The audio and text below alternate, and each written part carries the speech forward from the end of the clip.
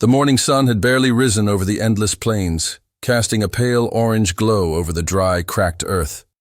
The wind swept across the fields, carrying the faint smell of dust, wild grass, and smoke from a distant, long-extinguished fire.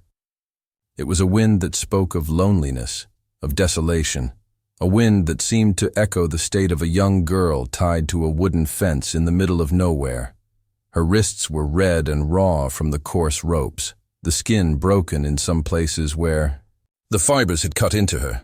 Her bare feet rested on the hard earth, the cold creeping into her bones, despite the thin layers of worn fabric she wore. Her hair, tangled and dusty, clung to her face in sweaty, matted strands. Every so often she would lift her eyes to the horizon, but all she saw was the barren land stretching endlessly, a vast expanse that promised no escape. She had been left here by the person she had once trusted most, her father. She could still remember the cruel twist of his lips, the hardness in his eyes, and the silence after he fastened the ropes. "This is for your own good," he had said, or had it been for his own convenience? The words blurred now, leaving only the sting of betrayal. A crow cawed somewhere above, flapping its black wings across the pale sky. She flinched, expecting something worse. Every sound, the snap of a twig under a distant hoof, the low moan of the wind, made her heart hammer against her ribs. Panic rose in waves, her breaths shallow, uneven. She wanted to scream, to beg, but her throat felt tight, constricted by fear. At the edge of the field, barely noticeable against the gold of the dawn, a figure appeared. A man, broad-shouldered, wearing a coat that had seen better days, rode slowly on a sturdy horse. His face was lined with age and weather, eyes shadowed but alert, scanning the terrain as though he were searching for something, or someone. He had been alone for years, tending to his land and cattle, living with the quiet weight of solitude, pressing down on him. Yet when he saw the girl, something stirred inside, a memory, a dormant instinct, a flicker of a life he thought he had left behind. There was a vulnerability in her stance, a helplessness that spoke louder than any words. He slowed his horse, careful not to startle her. The girl's eyes widened as the shadow of the horse stretched over the fence. She instinctively shrank against the wood, pulling back as much as the ropes allowed. "Stay back," she whispered. Hoarsely, the words trembling, almost lost in the wind. The rancher dismounted slowly, boots crunching against the dry soil. His hands were rough, calloused from years of labor, but there was a gentleness in the way he approached. "I won't hurt you," he said quietly, his voice carrying across the field. "I just want to help." She blinked, unsure if she had heard correctly. Help was a word she hadn't heard in years, a concept she hadn't dared to hope for. Her mind raced with suspicion, memories of betrayal tightening like a vice around her chest. "Why?" she asked, voice barely audible, quivering. Like the grasses around her, he paused, crouching slightly to meet her eye level. "Because no one should be left out here alone. Not like this. Not ever." The ropes cut into her wrists as he worked, loosening the knots carefully, his movements deliberate and unhurried. Pain shot through her arms, but it was different from the pain of fear. This was the pain of release, of transition. Slowly, cautiously, she allowed him to free her from the fence. For a moment she did not move, standing there on unsteady legs, unsure if the safety was real or just another cruel trick of the world. The wind tugged at her hair, and the sun warmed, her skin in sharp contrast to the chill that had settled in her bones. "You're safe," he said again. "For now, at least. Come with me." Her feet were hesitant, dragging over the dry earth as she followed him toward the distant outline of his ranch. The first step was the hardest. Trusting someone after so much betrayal felt like stepping off a cliff. But with each careful, deliberate stride, the small ember of hope grew warmer. Above them, the sky shifted to a soft, pale blue, and the plains seemed endless. The wind carried a strange kind of promise, a whisper that perhaps for the first time in her life she could survive. The ranch lay several miles away, hidden beyond the gentle rise of a low hill, surrounded by a patchwork of wild grass and rocky outcroppings. The girl's legs ached almost immediately, each step heavy against the uneven terrain.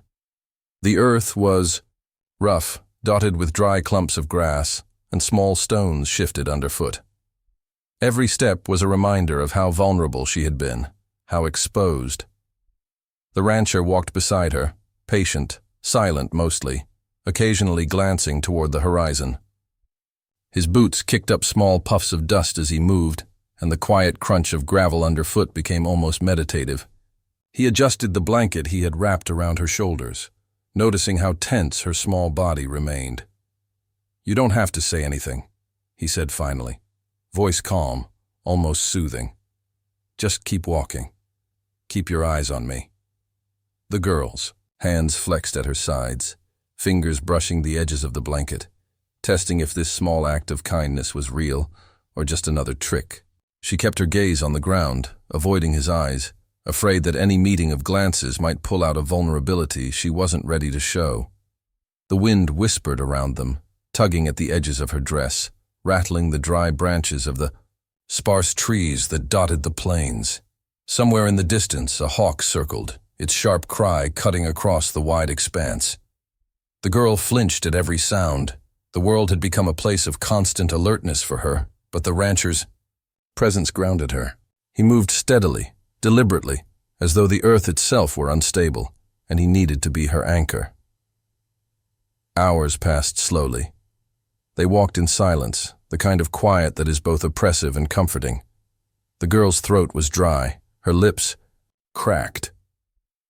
The rancher stopped near a small creek, its water barely more than a trickle between moss-covered stones. He knelt and scooped water into his hand, offering it to her. Her first instinct was to recoil. "It's dirty," she said, suspicion coloring every word. He chuckled softly, a low, rumbling sound that seemed to vibrate through the stillness. "Better than the dust in your throat," he said, tilting his hand so she could drink safely. Slowly, cautiously, she bent forward, sipping the cool water. Each drop was a shock of relief, a tiny comfort she hadn't felt in years. After the creek, the terrain became rougher. Loose stones, patches of thorny bushes, and occasional gullies forced them to navigate carefully. She stumbled once, her foot catching in the uneven ground. The rancher's hand shot out immediately, steadying her, and she felt the warmth of his grip. "Careful," he said simply. No chastisement, just a note of attention that made her heart race in a way she wasn't used to. An unfamiliar mix of relief and trust. As they moved forward, she began to notice the subtle details of the land around her. The way the sunlight glimmered off small spiderwebs in the grasses, the distant ripple of a small herd of deer, the crooked trunks of old juniper trees. Her senses, long dulled by fear, began to awaken. She noticed the way the rancher's horse walked, steady, sure-footed, a contrast to her own tentative steps. At one point, the rancher glanced at her. "You're doing fine," he said. "Keep moving. Don't think too far ahead." She didn't reply, but a small part of her, buried deep beneath layers of suspicion and fear, felt the tiniest spark of pride. Someone was noticing her, not as a burden, not as a victim, but as someone capable of walking, surviving. By late afternoon, the outline of the ranch began to emerge on the horizon. A modest homestead surrounded by wooden fences, a few outbuildings and grazing fields. Smoke curled lazily from the chimney, promising warmth and perhaps even safety. She paused for a moment, unsure if she was allowed to hope. The rancher didn't rush her. He slowed his pace, letting her take in the sight. "Almost there," he said. "You'll see. It's not much, but it's safe." Her first glance at the ranch sparked a mixture of relief and wariness. Safe was a word she had heard before, only in fleeting, hollow promises. Could it really exist? Could anyone really keep her safe? She swallowed hard, forcing herself to take another step, then another. By the time they reached the wooden gates, she was exhausted. Dust clung to her skin, her hair hung in tangled strands, and her legs ached. The rancher opened the gates, letting her pass first, and she stepped through cautiously. The wooden fence creaked as the gate swung closed behind her. Inside, the ranch seemed to breathe around them, the soft lowing of cattle, the rustle of straw in the barn, the clatter of chickens. Each sound was foreign, yet oddly comforting. The rancher led her toward a small building at the edge of the property. "This will be your room," he said. "Simple, but it's yours." She looked at him, eyes wide, hesitant. I don't know if I can stay." He knelt slightly, putting himself at her level. "You don't have to know everything now. Just start with tonight. We'll see what tomorrow brings." She nodded slightly, the weight of exhaustion making the decision for her. For the first time since that morning, perhaps since the day her father left her, she allowed herself to take a deep breath. The rancher handed her a rough blanket. "You're safe here," he said once more. And for now, that had to be enough. The first night was quiet, but restless. The girl lay on the thin mattress the rancher had prepared, the blanket tucked tightly around her. Outside, the wind whispered through the grasses, carrying distant sounds of hooves and the low murmur of cattle. Every creak of the wooden house made her flinch. Sleep came only in fragments. Every dream was haunted by images of her father, by the feeling of ropes cutting into her wrists, by the desert plains where she had been left alone. She woke frequently, the dawn light creeping through the cracks in the wooden walls, casting long shadows across the floor. By morning, the rancher had already been up for hours, tending to the horses and feeding the animals. The smell of fresh hay and grain drifted into her room. Hesitantly, she stepped outside. Her bare feet sank into the cool morning dew, and for the first time in days, she noticed the small details of the ranch, the way the sunlight reflected off the corrugated roof, the gentle sway of the windmill, the soft lowing of a cow waiting for morning feed. The rancher greeted her with a nod, his expression unreadable but warm. "Breakfast first," he said simply. "Then we'll start chores." The girl hesitated, unsure of what chores meant, unsure of what was expected. He handed her a basket of eggs. "Collect the rest from the hens. Don't worry, I'll show you." The simple act of gathering eggs became a test of patience and courage. She stumbled a few times, nearly dropping the fragile shells, but the rancher stayed close, offering gentle guidance rather than criticism. "Careful. Watch the hens' wings," he advised. "They get nervous." Hours passed with small tasks. Sweeping. The barn, stacking hay, fetching water. Each moment was filled with tension as the girl's fear of failure competed with a growing curiosity about this new world. She began to notice how the rancher moved, how he spoke to the animals, how he checked fences and gates with meticulous care. There was a rhythm to his work, a steadiness that calmed her frayed nerves. At noon, they sat under the shade of a large oak tree. The rancher shared a simple meal, bread, cheese, and fresh water from the creek. She ate silently, unsure if conversation was allowed. Finally she ventured, Why do you do this? Why help me?" He chewed slowly, considering. "Because someone had to. Someone has to care when the world doesn't. It's not much, but it's something." She studied him closely. His face was weathered, eyes tired but alert, hands rough from years of labor. He looked like someone who had faced hard truths and kept going anyway. She found herself thinking, perhaps she could trust him. Perhaps he was different. Over the next days, the routine continued. Each task, each moment, became a small lesson. She learned to feed the horses without startling them, to carry buckets of water without spilling, to mend fences with patience, and precision. The rancher's guidance was firm but never harsh. Mistakes were corrected gently, and small successes were acknowledged with a nod, a rare smile, or a quiet word of encouragement. Evenings brought long, quiet moments. They sat on the porch watching the sunset, painting the plains in shades of orange and purple. Sometimes the rancher told stories of the land, of cattle drives, of winters harsher than any fear she had known. She listened, captivated, allowing herself to forget, even if only briefly, the chains that had bound her both physically and emotionally. The girl began to explore cautiously. She wandered near the barn, touched the coarse fur of the horses, watched chickens scratch in the dirt, and even approached the small garden where vegetables struggled against the arid soil. Each discovery was met with wonder, tinged with disbelief. She had never known such a place existed, a place that could hold calm, work, and life all at once. At night, she sometimes spoke to the rancher quietly, hesitating, testing boundaries. Will my father come for me?" she asked, voice barely above a whisper. The rancher's jaw tightened slightly. "I won't let him. Not ever. You're under my protection now, and you'll learn to stand on your own too, but not alone." By the end of the first week, a subtle shift occurred. The girl's movements grew less hesitant.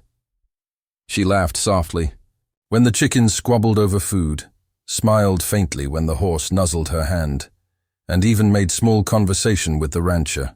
A fragile bond had begun to form, one built on shared labor, quiet observation, and the tentative trust of a girl who had almost given up hope. Yet beneath the calm, a tension lingered, a shadow of her past and the unknown dangers of the world beyond the ranch. Every night, she remained alert, every noise a potential threat. And the rancher, though steadfast, knew that this peace was fragile, that the past had a way of reaching out and reminding the living of old pains. But for now, in the slow rhythm of chores, meals, and quiet conversations, the ranch became more than just shelter. It became a space of learning, of tentative trust, and the first flicker of a life that could belong to her. A life where she could survive, perhaps even thrive. The sun rose slowly, casting long shadows across the ranch. The girl had begun to settle into the rhythm of chores, yet every creak of the fence, every distant sound of hooves or wind through the grass kept her alert. She had learned that the world outside the ranch was unpredictable, and the safety here, though comforting, was not absolute. In the quiet moments before breakfast, she would sometimes find herself staring at the horizon, memories of her father creeping uninvited into her mind. The rope burns on her wrists, the harsh twist of his lips, the cold eyes that had once claimed she was nothing more than a burden, all of it lingered. A flashback struck sharply that morning. She remembered the day he tied her to the fence, the sharp sting of betrayal, the searing sun burning her back, the emptiness of the land stretching endlessly in all directions. The wind had carried only silence then, and now, in this moment, it seemed to echo that same isolation. She clenched her fists, her nails digging into her palms. She refused to be that powerless again. The rancher noticed her unease. He had learned to read the subtle signs, the tight clenching of her jaw, the way her eyes darted to the horizon, the faint trembling of her shoulders. "Thoughts again?" he asked gently, keeping his voice low so as not to overwhelm her. She shook her head, forcing a small, fragile smile. "Just thinking." But the thinking was dangerous. For the first time since arriving, the past began to manifest in reality. A rider appeared on the horizon, kicking up dust as he approached. He was an unknown man, but his presence carried unease, a tension that tightened the chest like a vice.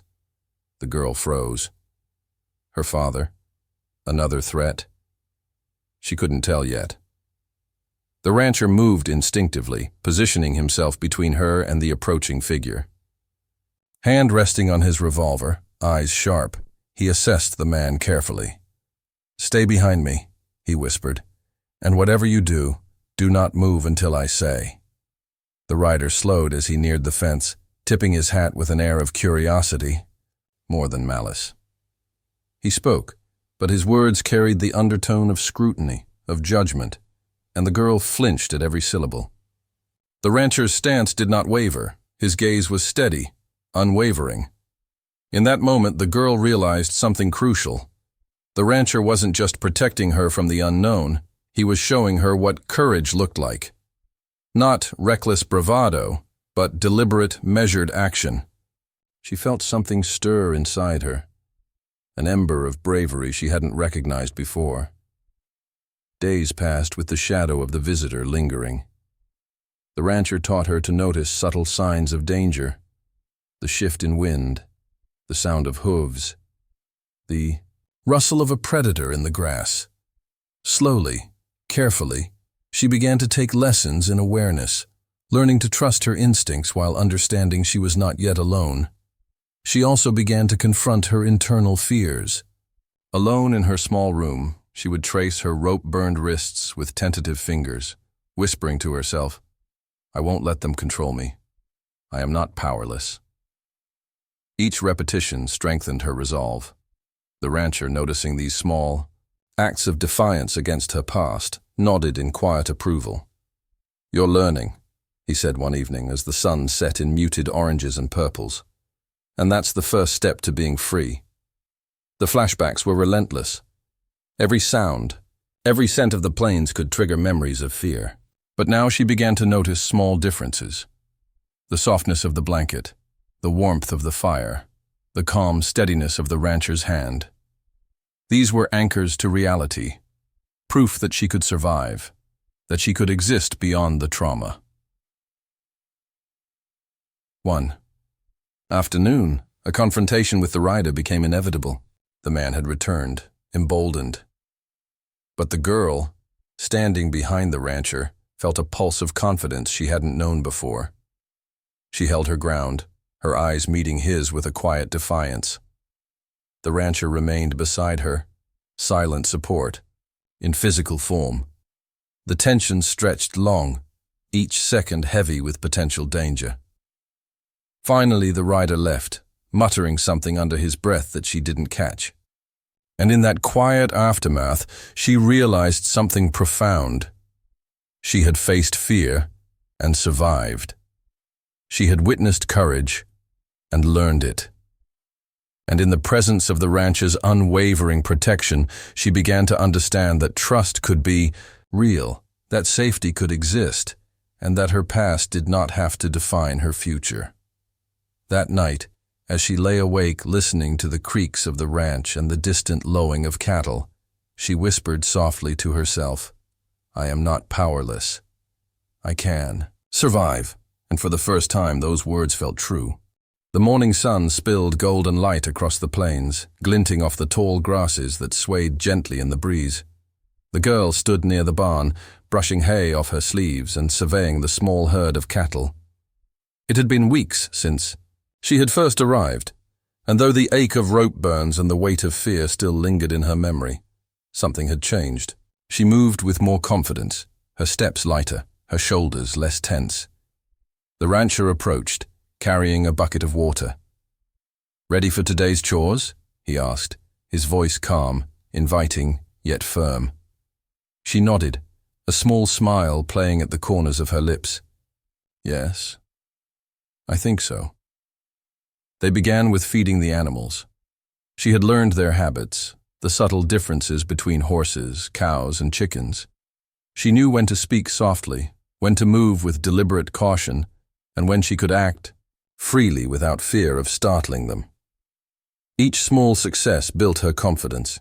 Each glance from the rancher acknowledging her efforts reinforced the growing bond between them. After breakfast, the rancher led her to the far side of the property, where a small creek ran, its water sparkling in the sunlight. "Today you'll learn to fish," he said, handing her a simple rod. She frowned slightly, unsure, but took it anyway. The first attempts were clumsy. The line tangled, the bait slipped from her fingers, and the sun beat down on her neck. She felt frustration rise, a familiar emotion she had tried to push away. The rancher knelt beside her, guiding her hands, showing her the delicate balance required. "Patience," he said. "The fish don't hurry, and neither should you." Hours passed. She learned to cast the line properly, to watch the water, for movement, to wait without giving in to impulse. When she finally caught a small fish, her eyes widened, and a laugh, pure, unrestrained, escaped her lips. The rancher smiled, a rare, full smile that reached his eyes. "See? You can do it," he said. That afternoon they repaired sections of the fence that had been damaged in a recent storm. She worked alongside him, hammering nails, securing posts, learning the rhythm of labor. Her arms ached, but the soreness was different from the pain she had known. It was a testament to her growing strength, both physical and emotional. During breaks, they spoke quietly. She asked about his life before the ranch, about the loneliness he had endured. He told her stories of long winters, of cattle drives through endless deserts, of nights spent under the stars with only the wind as company. She listened, captivated, feeling a connection she had never experienced before. At the same time, she began to share bits of her own story, careful, guarded, revealing only what she felt safe to disclose. Her father, the fear, the abandonment. The rancher listened without judgment, never pressing, simply providing a safe space for her to speak. Each story told was a small step toward healing, each moment of vulnerability met with steady reassurance. Evenings were quiet but filled with subtle lessons. She learned to cook simple meals, to mend her own clothing, to observe the land and predict weather changes. The rancher allowed her independence, offering guidance when necessary, but letting her make mistakes and learn from them. One evening, as the sun set behind the hills, painting the sky in brilliant shades of pink and gold, the girl approached the rancher with a small bouquet of wildflowers she had picked along the creek. "For you," she said softly, her voice hesitant. He looked at the flowers, then at her, a hint of emotion flickering across his weathered face. "Thank you," he said quietly. No words could convey the significance of the gesture, but in that moment, a silent understanding passed between them. Trust had grown into something deeper, a bond that was no longer just about protection, but about connection, about mutual respect, about family. They spent the following weeks exploring the surrounding land. She learned to identify plants, to track animals, to navigate using the sun and stars. Each small adventure strengthened her confidence and her sense of belonging. And with each day, the rancher's presence became less of a shield and more of a partnership. He guided her, but she also began to make choices, to take initiative, to assert herself in ways that were once unimaginable. At night, sitting by the fire, they shared stories, laughter, and sometimes silence. The girl learned that silence could be comforting, that presence could be enough, that trust was built not only through words but through actions, through consistency, through shared experiences. By the end of this period, she had transformed, in subtle but undeniable ways. Her gaze was steadier, her voice stronger, her steps surer. She no longer flinched at every sound, no longer recoiled at the thought of the past. She had grown, physically, emotionally, mentally, and the rancher watched this transformation with quiet pride, knowing that the girl he had rescued was becoming someone capable of facing the world, someone who could survive and even thrive. Yet, even amidst this growth, the shadow of her past lingered. The world outside the ranch remained unpredictable. Dangers could return at any moment, and the girl had to be ready. But for the first time, she felt capable, and more importantly, she felt she was not alone. The evening sky bled with the colors of fire and ash. Streaks of crimson and violet spread across the plains like the brushstrokes of a restless hand. The girl stood on the porch of the ranch house, her small fingers clutching the wooden beam for balance. She had grown used to the silence here, the calm rhythms of cattle moving in the distance, the whisper of wind through the tall grass. But tonight, silence felt different. Tonight, it felt like a warning. The rancher stepped out behind her, boots heavy on the planks, eyes narrowing at the horizon. Dust swirled faintly on a ridge far away. A single rider was approaching, the silhouette sharp against the dying sun. He didn't look like a man passing through. His posture was deliberate, his movements too slow, too careful. A man riding with intent. The rancher's hand drifted to his revolver but didn't draw. Not yet. He looked down at the girl, his face steady but grave. "Stay behind me," he said, voice low, carrying a firmness that offered both safety and challenge. "But don't be afraid to stand." The girl swallowed hard, but instead of stepping back into the shadows of the doorway, she moved closer to him. The rancher glanced at her again, and for the briefest of moments, he saw something new in her eyes. Not the wide, frightened stare she'd carried when she first arrived, but a steadier flame, a courage born from days of rebuilding, of small victories, of learning to belong. The rider came closer, and as he reined in his horse, the rancher's jaw tightened. The stranger's face was carved by cruelty, eyes sharp with suspicion. His boots hit the ground, spurs jangling with a metallic sting.